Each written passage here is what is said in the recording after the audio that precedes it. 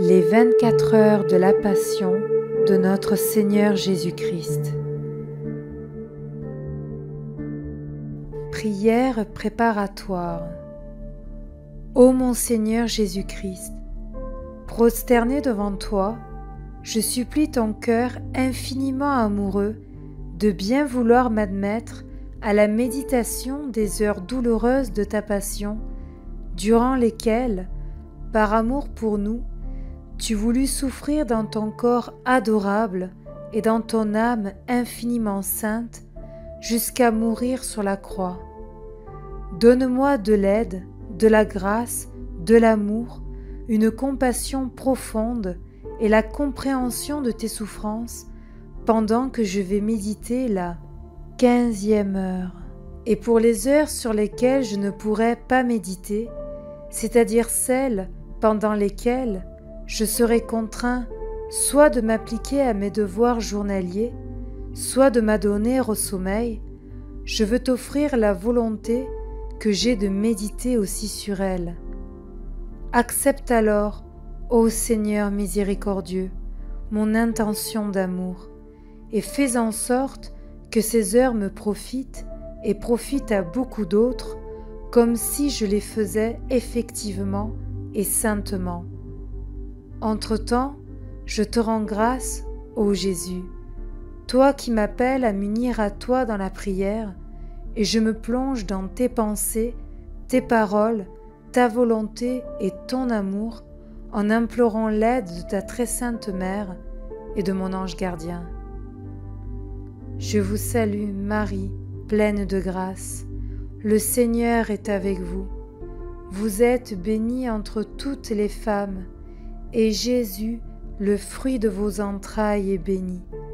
Sainte Marie, Mère de Dieu, priez pour nous pauvres pécheurs, maintenant et à l'heure de notre mort.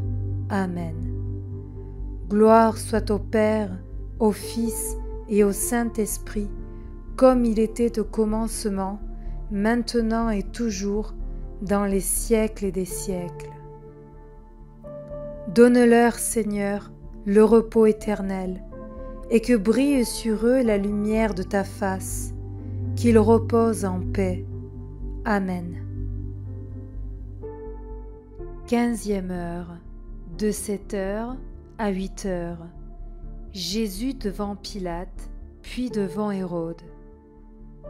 Mon bien enchaîné, tes ennemis unis au prêtre te présentent à Pilate et, affectant la sainteté et la rectitude, restent à l'extérieur, dans l'atrium, pour ne pas être souillés, vu qu'ils doivent demain fêter la Pâque.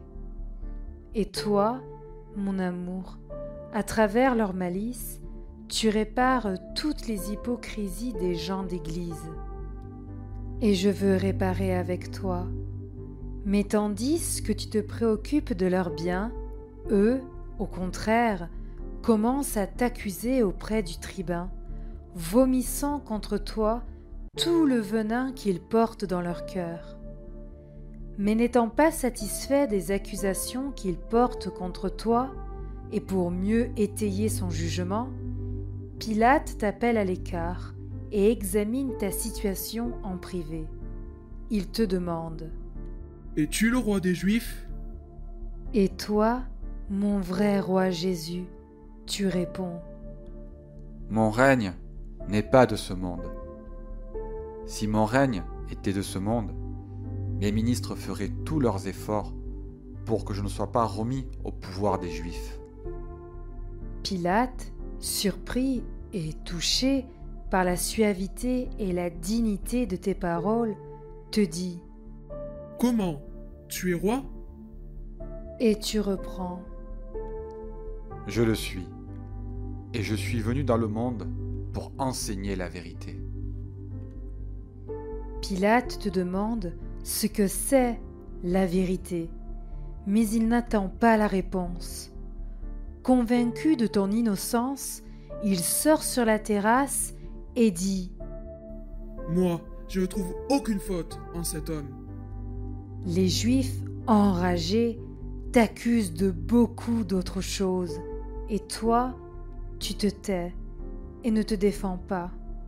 Ainsi, tu répares les faiblesses des juges quand ils font face aux personnes violentes et tu pries pour les innocents opprimés et abandonnés. Voyant la fureur de tes ennemis et pour se tirer une épine du pied, Pilate t'envoie chez Hérode. Mon roi divin, je veux participer à tes prières et tes réparations et t'accompagner jusque chez Hérode. Je vois que, furieux, tes ennemis voudraient te dévorer. Ils te conduisent chez Hérode parmi les insultes et les moqueries.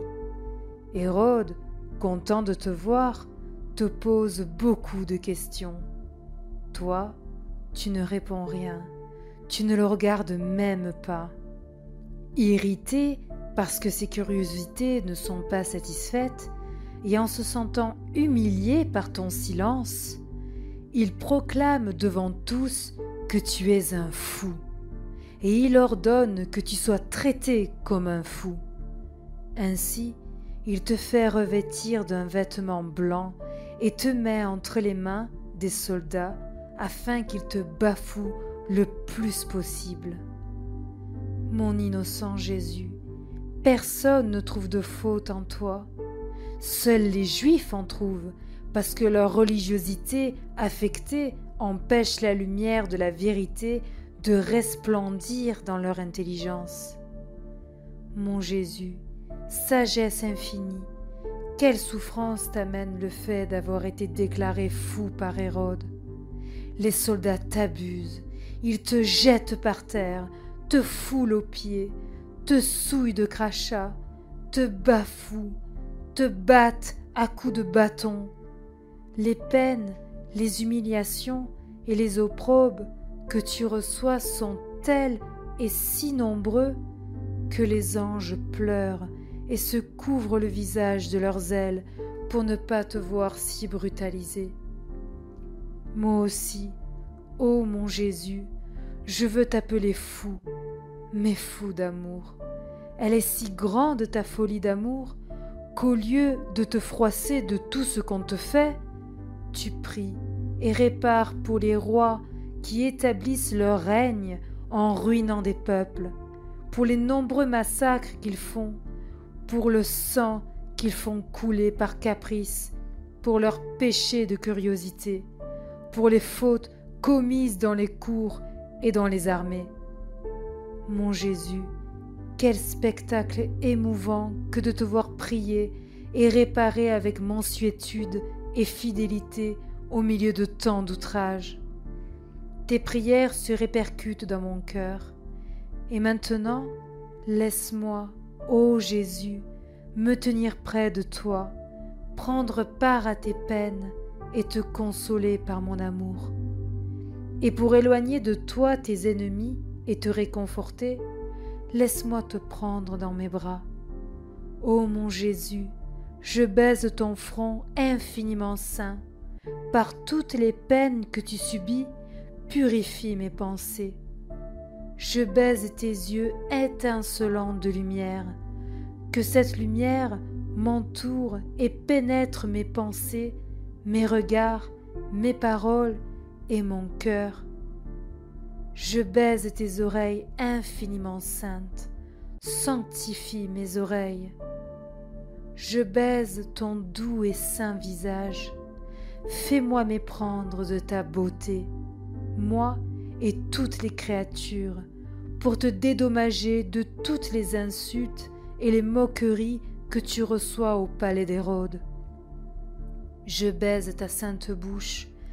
Donne-moi la grâce de ne jamais dire des paroles qui pourraient offenser ta divine personne, et je veux réparer toutes les offenses que te font les autres.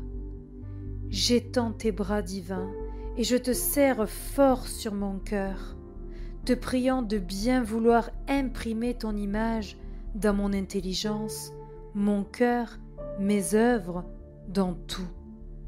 Je baise ta main droite, distribue tes grâces efficaces pour la conversion des pécheurs, et donne à tous les fruits salutaires de tes actes infiniment saints. Je baise ta main gauche, imprime en moi tes vertus et surtout ta charité. Je baise ton pied gauche, donne-moi la connaissance de moi-même.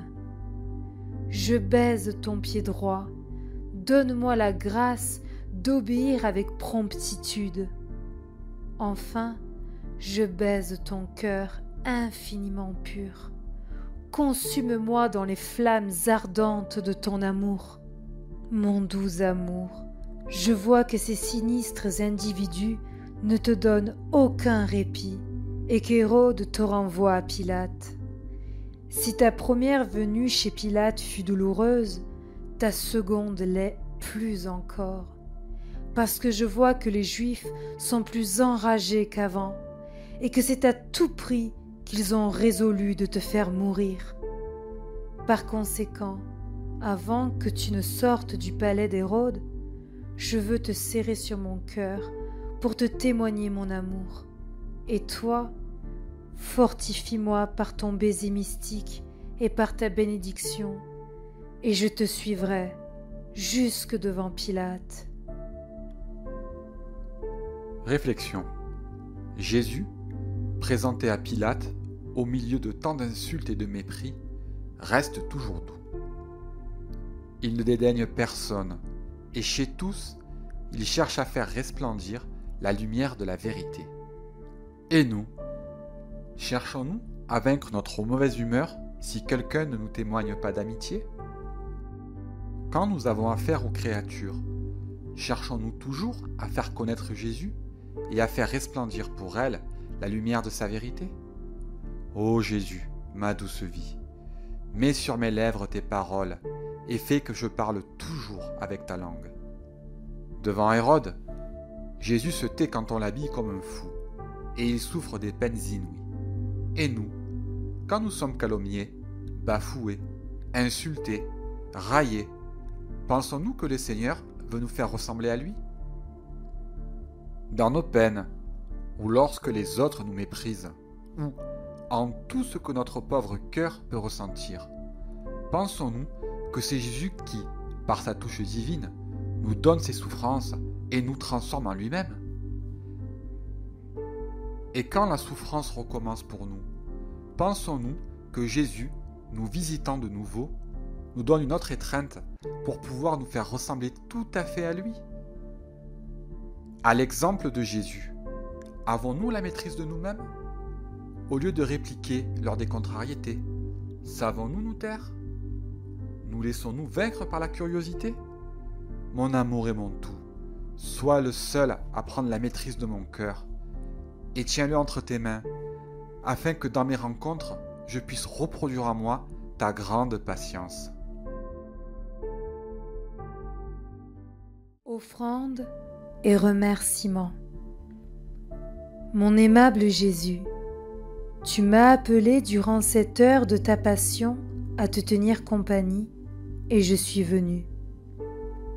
Il m'a semblé te voir prier, réparer et souffrir, et avec les paroles les plus tendres, plaider pour le salut des âmes. J'ai cherché à te suivre en tout. Avant de te laisser, je veux te dire un merci et un sois béni. Oui, ô Jésus, merci 1000 fois. Je te loue et te bénis pour tout ce que tu as fait et souffert pour nous tous.